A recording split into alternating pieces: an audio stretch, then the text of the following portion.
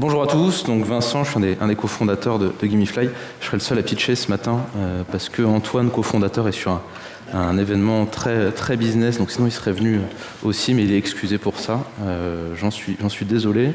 Alors Gamifly, ce qu'on fait, c'est qu'on est une startup tech, et en fait je vais vous parler de solutions de stream. Comme on l'a très bien dit en introduction, justement, c'est notre cœur de métier.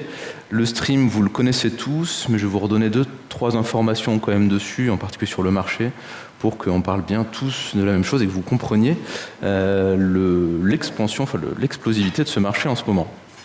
Le stream, alors il y a le stream qu'on connaît, la télévision, on va le voir comme ça. On a des streams qui sont un petit peu différents, dont on a tous entendu parler. Vous avez tous entendu parler aujourd'hui de streamers. C'est quelque chose qu'on voit beaucoup. J'en ai présenté quelques-uns sur votre gauche, donc par ici. Ils ont tous les trois une particularité, les trois qui sont à l'écran. Kaby qui est recordman sur TikTok. Ninja qui est recordman sur la plateforme très live Twitch, et en dessous eBay qui est recordman sur la plateforme YouTube Live. Donc ça, ce sont trois typologies de stream très actuelles, très orientées vers les jeunes générations, qui sont très friandes de ça, très live. On a un deuxième type de stream, qui sont les écrans géants. Donc on a pareil, beaucoup de typologies d'écrans géants dans les stades, sur les grands événements, sur les salons, sur les conférences. On aura partout aujourd'hui des grands écrans avec de la vidéo, donc avec du stream, vous l'aurez compris. Troisième typologie, le stream. Alors je l'ai nommé le stream pour remplacer la télévision. Aujourd'hui, vous voyez, c'est de la NFL et c'est sur Twitch, la plateforme qui est aujourd'hui détenue par Amazon. Donc Twitch, très présente chez les jeunes générations. On la connaît beaucoup pour son côté gaming, mais maintenant il y a beaucoup plus de choses, et beaucoup de choses en particulier dans le monde du sport. Tout ça, c'est notre marché. Ça représente à peu près 42,5 milliards de dollars. C'est en très forte croissance. Ce qui est intéressant sur ce graphique et qu'on voit très bien, c'est qu'à peu près 50% de ce marché est trusté par deux grandes catégories, sport et e-sport. On le comprend très bien justement avec les attentes des jeunes générations, et musique et divertissement. Voilà, c'est les deux grandes catégories, donc vous l'aurez compris, ce sont nos catégories préférentielles. Donc on a de multiples streams, de multiples acteurs, de multiples cibles, vous l'aurez compris, pour gérer tout ça et pour maximiser, donc on va parler de marketing, pour maximiser le ROI qui est associé, il va falloir des outils. C'est là qu'on intervient, et donc nous justement on développe et on propose aujourd'hui une plateforme SaaS qui sert justement à proposer un ensemble d'outils dans un endroit dédié qui va permettre de répondre à un certain nombre de besoins, quasiment tous, on y sera bientôt, quasiment tous les besoins pour avoir un super marketing dans le stream. Entre autres, beaucoup de gamification, parce qu'effectivement c'est aussi une des choses qu'attendent aujourd'hui beaucoup les jeunes générations, et des outils qui vont servir à monétiser. Donc on les classe dans des grandes catégories, animés, monétisés et engagés. Donc dans la monétisation, on va trouver du drive to store, on va trouver des outils de notoriété, des outils directement de conversion. Et donc tout ce dont on a besoin pour animer un stream de manière efficace. Et on a une particularité, c'est donc évidemment, je vous ai parlé de différentes typologies de stream, de différentes sources de stream, et bien on s'intègre sur toutes ces sources-là, c'est une de nos particularités. Depuis ce back-office, puisqu'on parle d'un back-office unique, depuis ce panneau d'administration, on est capable d'envoyer du contenu sur toutes ces plateformes-là en direct et en simultané, et surtout de faire que ce contenu soit interactif. Petit mot sur l'environnement concurrentiel, on a défini des grands groupes stratégiques. Donc c'est un graphe de grands groupes stratégiques. On va se confronter aujourd'hui à des outils qui vont être globalement gratuits, souvent natifs. Donc YouTube Live permet de faire des choses, Facebook Live permet de faire des choses. Généralement, ils permettent de faire une chose. Voilà, donc c'est pour ça qu'on a séparé, vous voyez ici, la variété des fonctionnalités versus le coût par live. Quand c'est gratuit, généralement, on peut faire un petit peu moins de choses. On a des solutions payantes qui sont nos principaux concurrents aujourd'hui, généralement qui vont nécessiter un coût d'administration ou un coût d'intégration assez élevé.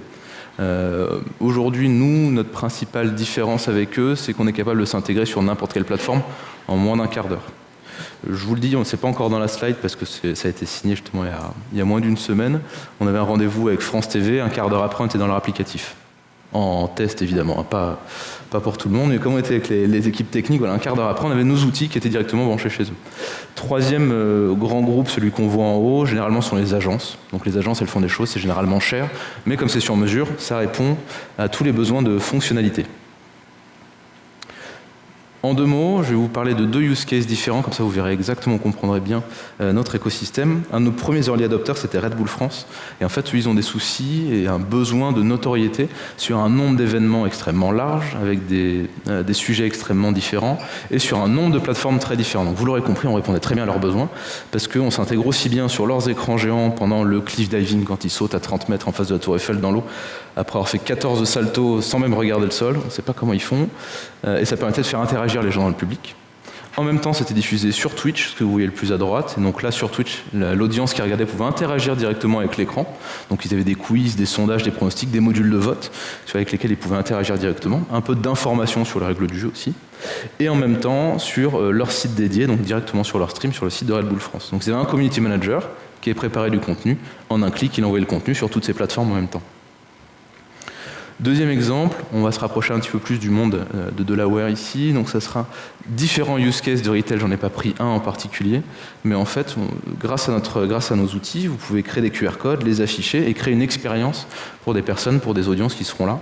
Et donc là, en l'occurrence, c'est donc on travaille beaucoup avec des clubs de foot, c'est donc sur un lieu physique dans un stade, un QR code à l'entrée, l'expérience qui a été créée sur notre site qui permet d'avoir l'expérience sur le téléphone, qui permet de répondre à un certain nombre d'outils de gamification, de rentrer dans un jeu, de gagner des NFT, de faire tourner des roues pour gagner des goodies. Ça, on peut l'imaginer partout. Aujourd'hui, vous avez peut-être entendu parler de la notion de retailtainment, comment est-ce qu'on arrive à réenchanter des lieux d'achat, des lieux de vente. Ça peut servir à la carte de fidélité 3.0. Donc comment est-ce qu'on crée des rendez-vous, par exemple, dans des malls. On va les faire participer l'audience, on va lui faire visiter différents magasins partenaires de ce mall, ils vont flasher un QR code, ça va leur proposer des quiz, et comme ça, ils vont être fidélisés, ils vont gagner des goodies, ils vont gagner des bons de réduction, ce genre de choses. Tout ça, on peut le faire à partir, encore une fois, de notre plateforme. Pourquoi est-ce qu'on est les meilleures personnes pour faire ça? J'en doute pas un seul instant. Pourquoi est-ce qu'on est extrêmement bien placé pour le faire? Parce qu'on a un bon mélange d'expérience et de passion, évidemment. Donc Antoine et moi, tous les deux très tech, donc on a monté une boîte tech. Ce qui fait sens, Antoine qui était producteur de jeux vidéo à l'époque, donc il connaît très bien les attentes des jeunes générations, en particulier en termes de gamification. Il est très très fort sur la partie Web3, d'ailleurs vous pourrez avoir un échange avec Mext sur ces sujets-là, il est très très bon. Moi je comprends pas tout, mais lui il comprend tout. Moi j'ai été CTO dans une ancienne vie, c'est pas si loin que ça, mais voilà, je connais un petit peu ces parties-là et je suis développeur de formation. Et à côté de nous, une équipe complète, donc avec des commerciaux, avec des communicants qui sont extrêmement bons et qui sont beaucoup plus jeunes que nous, ce qui fait qu'ils comprennent beaucoup mieux les nouvelles attentes. Et ça c'est très important. 2 personnes que vous voyez en bas à gauche, on a monté très récemment un bureau en Chine. On n'a pas encore beaucoup de KPI dessus, donc je vais un petit peu moins en parler, mais pareil, ils sont très très très bons dans ce qu'ils font.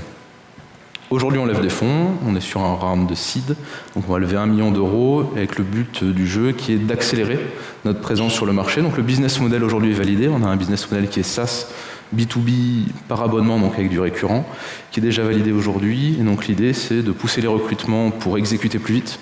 On va avoir, on a des très très gros clients qui sont tout en haut du pipe, et donc on va avoir besoin de développer des nouvelles choses, en particulier pour les plus gros d'entre eux, et évidemment pousser encore la force commerciale, qui est déjà bien rodée aujourd'hui.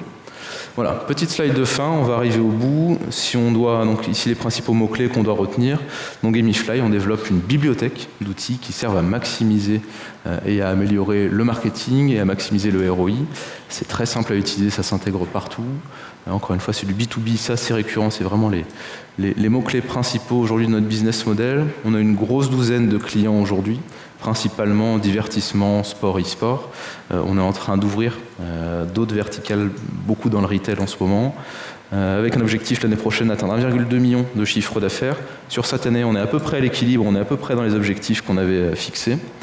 Et dernier petit mot pour vous les investisseurs, chose très importante, le marché est fractionné et en forte croissance, donc ça veut dire qu'à terme, à court moyen terme, il y aura des acquisitions. Donc soit nous on effectuera des grosses levées de fonds, on deviendra le super leader sur le marché, et on aura des grosses levées de fonds pour racheter les concurrents, et donc ça donne des exits, soit c'est l'inverse qui se passe, on a un super leader qui rentre sur le marché, qui veut nous racheter, c'est aussi un exit pour vous, c'est important d'en parler. On arrive au bout du temps, j'espère que c'était clair, j'espère que ça vous a intéressé. Merci beaucoup pour votre attention et à votre disposition pour toutes les questions.